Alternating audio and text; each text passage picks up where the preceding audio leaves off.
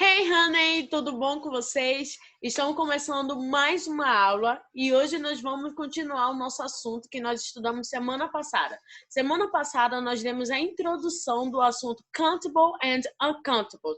Nós estudamos que countable são palavras, são substantivos que eu posso contar e uncountable são palavras, são substantivos que eu não posso contar.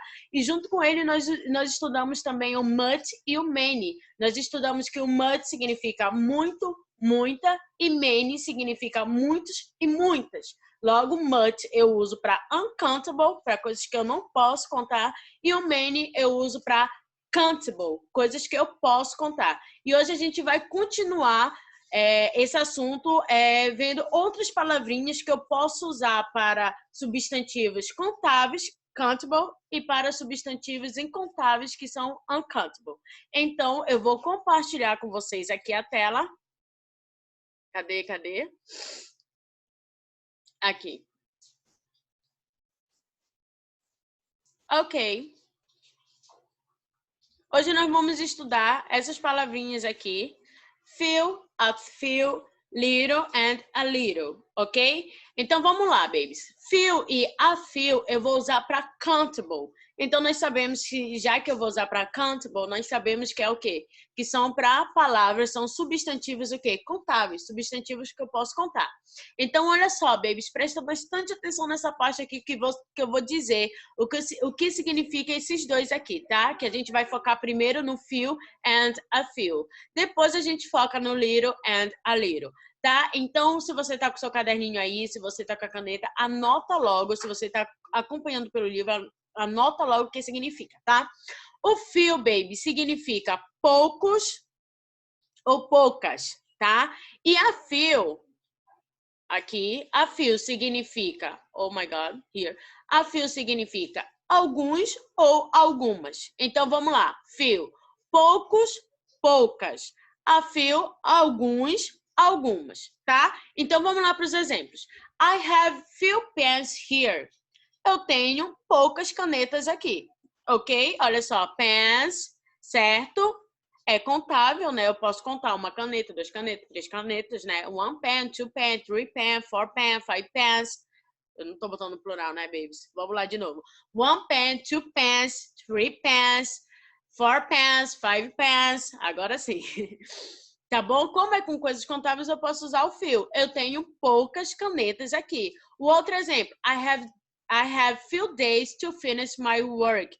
Eu tenho poucos dias para finalizar o quê? Meu trabalho. Dias eu posso contar também. One day, 2 days, 3 days, 4 days, 5 days e por aí vai. Beleza? Então, aqui, ó, poucos ou poucas, tá? O significado.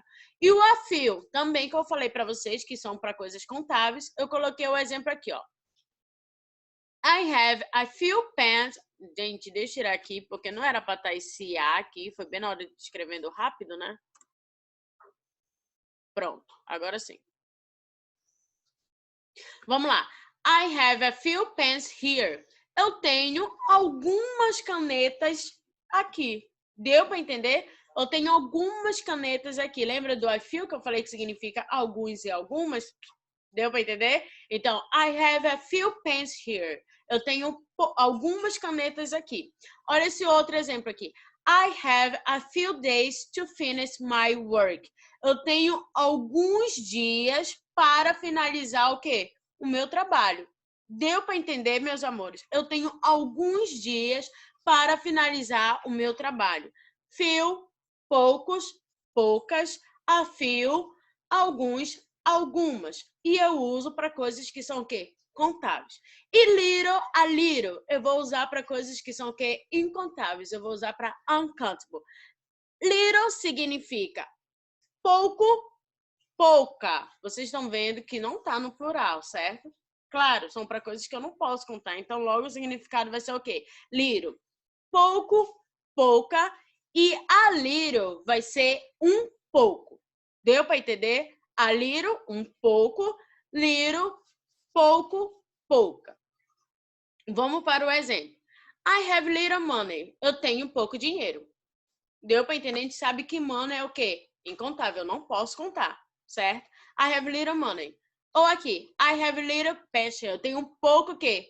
Paciência. Ok? Olha só, a little agora, que significa um pouco. Vamos lá.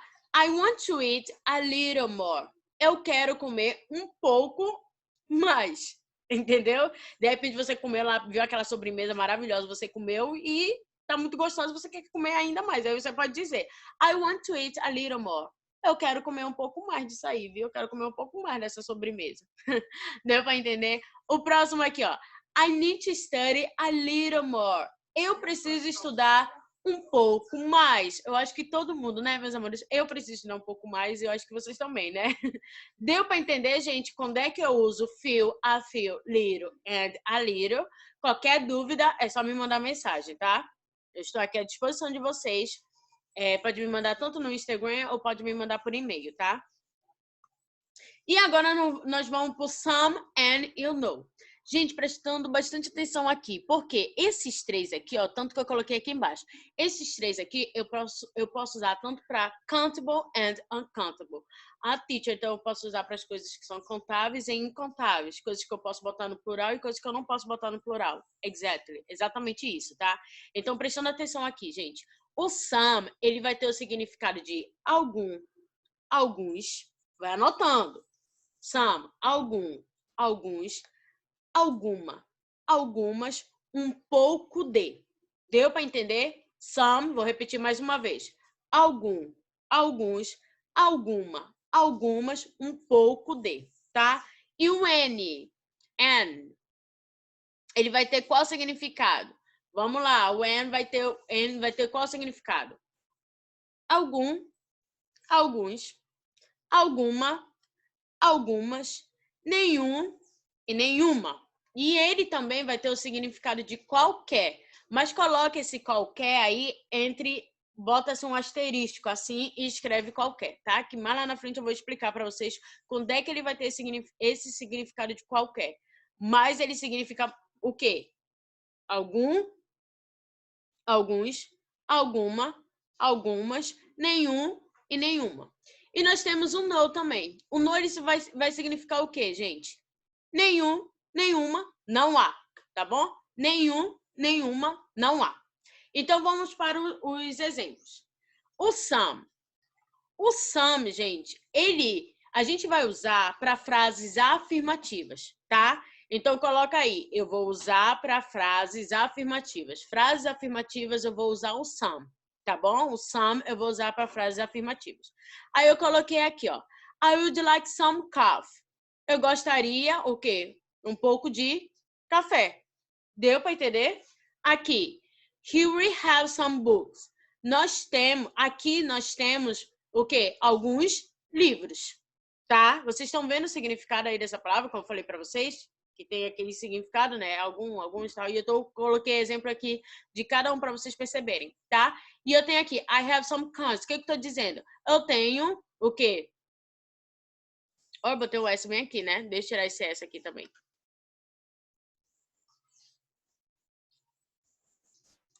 Eu tenho alguns o quê?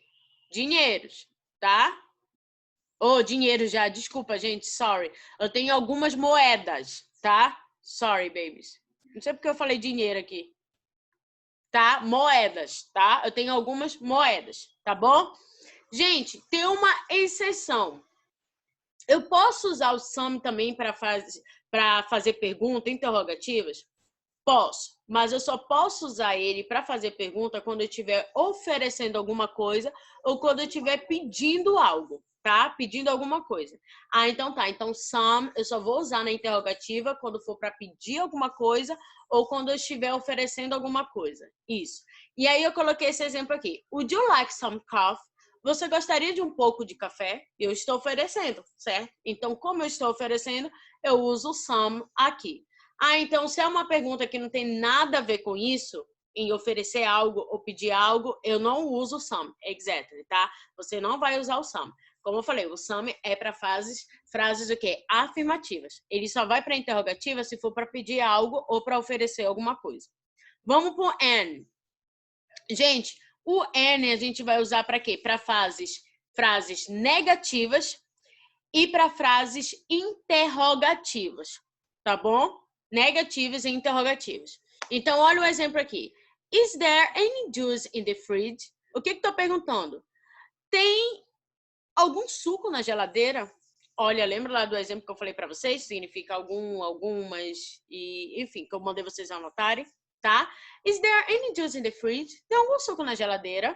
Beleza? Eu estou fazendo uma pergunta e eu quero saber. Então, para fazer perguntas, eu uso any, tá? E como eu falei, para frases negativas também. There isn't any juice in the fridge. Não tem nenhum suco na geladeira. Não há nenhum suco na geladeira. Olha só, lembra que eu falei que o N ele significa nenhum e nenhuma? Ele vai significar, ele vai se transformar em nenhum e nenhuma quando for frases o quê? Negativas. Porque tá aqui, ó, não tem, there isn't nenhum suco na geladeira. Você pode falar também que não tem algum suco na geladeira. Não combina tanto, né? Então fica na questão de nenhum e nenhuma. Então, como eu falei, o significado de N: algum, alguns, alguma, algumas e nenhum e nenhuma quando ele vai para uma frase negativa, tá bom? Que ele tem que se adaptar ao contexto.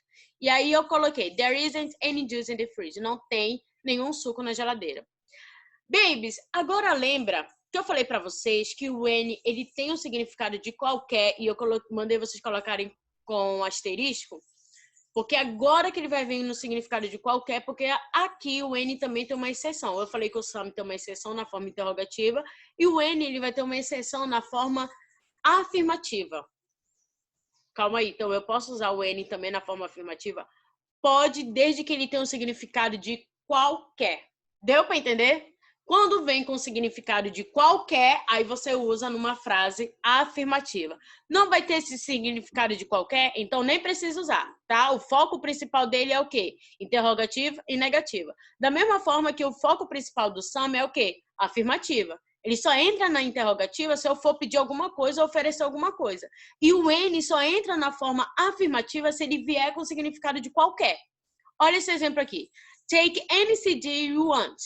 Pegue qualquer CD. Olha aí o N com significado de qualquer. Pegue qualquer CD que você quiser. Deu para entender? Só vem na frase afirmativa se vier com significado de qualquer. E por último, nós temos o no, tá? O no, como eu falei para vocês, ele tem significado de nenhum, nenhuma e não há. Olha esse exemplo aqui. There is no juice in the fridge. Não há o quê? Suco na geladeira. Não tem nenhum suco na geladeira. Vocês já pararam que tem o mesmo significado desse aqui? There is any juice in the fridge. Não tem nenhum suco na geladeira. E aqui também, não tem nenhum suco na geladeira. Não há nenhum suco na geladeira. Tem o mesmo significado, mas tá diferente. Aqui tá na forma negativa e aqui meio que tá numa forma sem ser forma negativa, né? Como se estivesse numa forma positiva, mas tem um no aqui. Vou explicar para vocês, gente. É o seguinte, no inglês a gente não pode colocar duas palavras negativas. Como eu disse para vocês, que o N ele se transforma em nenhum e nenhuma na frase negativa por conta do contexto, mas a palavra em si, ela não é uma palavra negativa. Como eu falei para vocês, o N ele tem um significado de o quê? De algum, alguns, alguma e algumas, certo? E quando ele vai para a forma negativa aqui, que eu botei there isn't, que está na forma negativa, aí ele tem que se adaptar ao contexto, aí ele transforma em nenhum e nenhuma. Mas a palavra em si, ela não tem um contexto, ela não tem um significado negativo, tá? Ela não expressa isso, o N. Ela só vai expressar na sentença negativa, tá? Então, o N a gente não considera uma palavra negativa. E aí eu posso colocar there isn't, a sentença negativa, e colocar o N. Já um no, não. O no, ele já tem um sentido negativo. Você olha para o no, você já sabe que não é. Você já sabe que é nenhum e nenhuma ou não há. E como o no já é uma palavra negativa, já tem um sentido negativo, então eu não preciso colocar o is not aqui, colocar o isn't na forma negativa. Porque o no, a palavra já é negativa. Diferente do N. O N, a palavra não é negativa.